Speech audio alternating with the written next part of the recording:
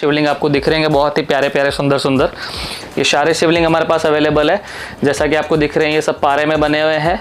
ये मरगज के अंदर है, ये सनस्टोन में है, ये एमेथिस्ट में है, ये स्फटिक के अंदर है। ओम नमः शिवाय। मैं Moti Singh Rajpurohit, founder of Kheteshwar Rudraksh astrology, Prahlad Nagar Ahmedabad से। आज शिवलिंग के विषय में एक वीडियो लाए हैं हम आपके सामने कि घर में कौन सा शिवलिंग स्थापित करना चाहिए और किस किस तरह के शिवलिंग आते हैं। अलग अलग शिवलिंग में बहुत अलग अलग वैरायटीज़ आती हैं, जैसे नर्मदेश्वर शिवलिंग हो गया, पारस शिवलिंग हो गया है, स्फटिक शिवलिंग हो गया है, फिर मरगज वगैरह के जो शिवलिंग आते हैं, फिर नर्मदेश्वर आते हैं। उसके अलावा जैसे ओपल स्टोन वगैरह के शिवलिंग आते हैं। तो आपको कौन सा शिवलिंग लेना चाहिए, किसका क्या बेनिफिट होता है और कौन कौन से होते हैं, किस तरह के दिखते हैं, तो ये सारा जानकारी आज की वीडियो में हम आपके लिए लाए हैं। इसमें आपको अलग अलग शिवलिंग के बारे में जानकारी देंगे और उनका पिक्चर्स वगैरह भी दिखाएंगे। आज हमारे सामने ये सारे शिवलिंग आपको दिख रहे हैं, बहुत ही प्यारे प्यारे सुंदर सुंदर ये सारे शिवलिंग हमारे पास अवेलेबल है।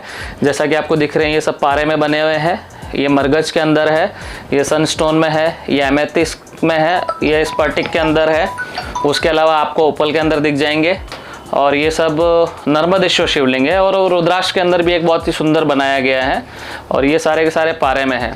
तो सबसे उत्तम कौन सा रहेगा, कौन सा शिवलिंग आपको स्थापित करना चाहिए जिससे आपको अच्छा बेनिफिट मिलेगा, ये सारा जानकारी आज की वीडियो में हम आपको देने वाले हैं। सबसे पहले जैसा कि मैं बता देता हूँ, मरगज का शिवलिंग। ये जो है मरगज पन्ना बुध के लिए जो स्टोन होता है, एमरल्ड का सब्स्टिट्यूट स्टोन माना जाता है इसको। और इस शिवलिंग की पूजा करने से बुध ग्रह रिलेटेड जो भी दोष वगैरह होते हैं उस रिलेटेड आपको जो भी पावर चाहिए, तो जब आप इस शिवलिंग की पूजा करते हैं, इसका अभिषेक वगैरह करते हैं, तो उससे आपको लाभ होता है। और दूसरा, आज के दिन हमारा ये वीडियो बनाने का एक दूसरा और भी महत्वपूर्ण कारण था कि जैसे 1 मार्च को महाशिवरात्रि आ रही है, तो काफ़ी लोगों को इंटरेस्ट होता है कि मैं घर में कोई ना कोई शिवलिंग स्थापित करूं, तो कौन सा स्थापित करना चाहिए, क्या बेनिफिट मिले। तो ये हमारा मेन मोटिव यही है कि आपको एक नॉर्मल बेसिक इन्फॉर्मेशन यहाँ से मिल जाएगी, फिर आपको डिसाइड करना है कि मुझे कौन सा शिवलिंग लेना है या कौन सा स्थापित करना है। जैसा कि ये मैंने मरगज का बताया, ये मरगज स्टोन का रहता है और इसको आप घर पे स्थापित कर सकते हैं। दूसरी एक और सबके मन में शंका होती है कि वो शिवलिंग को घर पे स्थापित करना चाहिए कि नहीं, क्योंकि अगर मुझे घर पे स्थापित मैंने किया तो डेली बेसिस पे उसकी रिचुअल्स या पूजा वगैरह करनी होती है। तो मैं बता दूं कि जैसे ये जो अंगूठा होता है, अंगूठा से अगर बड़ी साइज का अगर शिवलिंग आप लेते हो तो घर में आप स्थापित नहीं कर सकते। अगर आप उसको घर में स्थापित करते हो तो सुबह और शाम दोनों टाइम आपको प्रॉपर पूजा आरती वगैरह सब करनी होती है। तो मैं यही कहूँगा, आप कभी भी शिवलिंग ले तो अंगूठे से छोटी साइज़ में लें। तो उससे छोटी साइज़ का कोई भी शिवलिंग होगा तो आप घर में स्थापित करो और डेली बेसिस पे आप अगर पूजा जैसे नहीं कर रहे हो, सपोज आप कभी बाहरगांव वगैरह जा रहे हो या आउट ऑफ स्टेशन जा रहे हो, तो घर आपका क्लोज रहेगा, तो उस टाइम उसका कोई रिचुअल्स नहीं कर पाएगा, तो पॉसिबिलिटीज़ नहीं है। तो आप छोटी साइज़ की जो शिवलिंग है वो डेफिनेटली आप घर पर स्थापित कर सकते हो, उससे कोई भी तरह का दोष नहीं लगता है। तो आप उसमें अलग अलग जैसे बता देता हूँ। दूसरा, ये सुंदर आपको एक ब्यूटीफुल स्टोन दिख रहा होगा, ये जो सन सितारा जो स्टोन होता है उसी का शिवलिंग बना हुआ है। ये शिवलिंग भी अगर आप स्थापित करना चाहते हैं तो इसके भी बेनिफिट्स ले सकते हैं।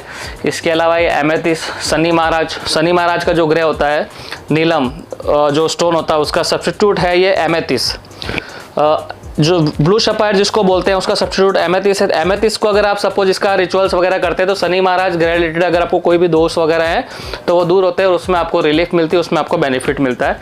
इससे आगे आपको मैं लेके जाऊँ तो ये है ओपल का जो सब्स्टिट्यूट होता है उसी के अंदर ये पूरा शिवलिंग बना हुआ है, स्टोन में रहता है। और इसको जैसे वीनस, शुक्र जो होते हैं, शुक्र महाराज रिलेटेड अगर आपको कोई भी बेनिफिट लेना हो तो आप ये ओपल के शिवलिंग की पूजा करके उसका फ़ायदा ले सकते हैं। और इसी से आगे चलते हैं तो मैं आज आपको दिखा रहा हूँ स्फटिक का शिवलिंग को भी बहुत पावरफुल माना जाता है।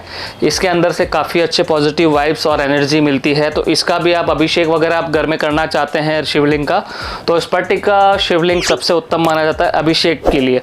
आप सुबह शाम उसको अभिषेक कर सकते हैं, महाशिवरात्रि के दिन भी इसका अभिषेक वगैरह करके इसका लाभ ले सकते हैं। तो इसका भी काफ़ी अच्छा महत्व माना गया है। इसके बाद मैं आपको बताऊं तो नर्मदेश्वर, ये जो नर्मदेश्वर लिंगम दिख रहा है, ये नर्मदा जो नदी है एमपी में, ओमकारेश्वर जो मंदिर है उनके बाजू में जो नर्मदा नदी है, नदी के अंदर से ये शिवलिंग मिलते हैं। तो ऐसा भी कहा जाता है कि नर्मदा नदी के जो जितने भी कण है वो कण कण में शंकर है, तो साक्षात्कार शंकर का स्वरूप भी माना जाता है नर्मदेश्वर लिंगम को। तो इसको भी आप घर पर स्थापित करके आप इसका लाभ ले सकते हैं और साक्षात्कार शिव की पूजा कर सकते हैं। तो नर्मदेश्वर शिवलिंग भी आप घर में स्थापित करके उसका लाभ ले सकते हैं इसी महाशिवरात्रि में। और इससे आगे मैं लेके चलता हूँ आपको पारे के शिवलिंग में। पारे का शिवलिंग वर्ल्ड का सबसे बेस्ट शिवलिंग माना गया है, क्योंकि आप जितने भी शिवलिंग लेते हैं उनका कुछ समय या कुछ टाइमिंग वगैरह जैसे स्थापित करने का रहता है, लेकिन पारे का शिवलिंग आप कभी भी कोई भी समय में आप अच्छा मुहूर्त देख के स्थापित कर सकते हो, तो आपको कोई भी तरह का दोष नहीं लगता है। कभी कभार आपने कुछ पूजा नहीं किया तो भी कोई भी तरह का दोष नहीं लगता। आप सबसे मतलब उत्तम इसको माना जाता है। और पुराणों के अनुसार ऐसा भी कहा गया है कि जैसे दूसरे जितने भी शिवलिंग हैं उनके 100 शिवलिंग की पूजा करें या पारस शिवलिंग की पूजा करें, दोनों का महत्व सेम रहता है। तो काफ़ी अच्छा माना गया है पारे का शिवलिंग को। तो इस महाशिवरात्रि के दिन अगर मैं सजेस्ट करूँ तो आप पारे का शिवलिंग स्थापित कर सकते हैं और इसका लाभ ले सकते हैं। बहुत ही अच्छा माना जाता है। ये काफ़ी वेटेड होता है, इसमें वजन काफ़ी रहता है। तो आपको जैसी आपकी श्रद्धा हो उसके अकॉर्डिंग छोटी बड़ी साइज आप लेके जा सकते हैं। ये 600-700 ग्राम के भी आते हैं, तो आप कहीं से भी ले सकते हैं। कोई भी पारे का शिवलिंग आप लें तो पूरा पहले जांच परख लें कि वो रियल है कि नहीं, क्योंकि इसमें 60 से 70% पारे की मात्रा होती है और उसके बाद उसमें कुछ जड़ी बूटी मिलाई जाती है। क्योंकि मर्क्यूरी जो होता है वो लिक्विड फॉर्म में होता है, उसको हार्ड फॉर्म में बनाना ही इम्पॉसिबल है। तो इसको संस्कारीकरण किया जाता है, शुद्धिकरण। पारे को जब शुद्धिकरण किया जाता है 8 संस्कार और 12 संस्कार और 16 संस्कार में, तब ये हार्ड फॉर्म में आता है। उसके बाद इसका शिवलिंग बनता है। तो इसको हार्ड फॉर्म में लाना भी काफ़ी डिफिकल्ट होता है। तो सब चीज़ें पूरा देखने के बाद, क्लियर करने के बाद आप कहीं से भी संतुष्टि हो तब आप शिवलिंग बाय करें। और इस महाशिवरात्रि को अगर आप शिवलिंग स्थापित करना चाहते हैं तो आप पारे का करें। पारे का बहुत महत्व माना गया है। रस संहिता में भी इसका बहुत महत्व बताया, अलग अलग पुराणों में भी बहुत सारे जो अलग अलग लेख वगैरह हैं जिसमें इनका महत्व बताया गया है। तो पारस शिवलिंग आप इस महाशिवरात्रि को स्थापित करके इसका लाभ ले सकते हैं।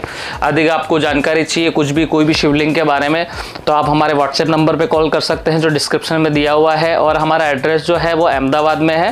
तो दूसरे कोई भी तरह का आपके पास शिवलिंग है उसकी भी आपको जानकारी लेनी हो तो आप हमें डेफिनेटली कॉन्टेक्ट कर सकते हैं। तो हमारे यहाँ से आपको डेफिनेटली उसका सहयोग किया जाएगा और उसके बारे में सारी डिटेल दी जाएगी। ओम नमः शिवाय। नमस्कार।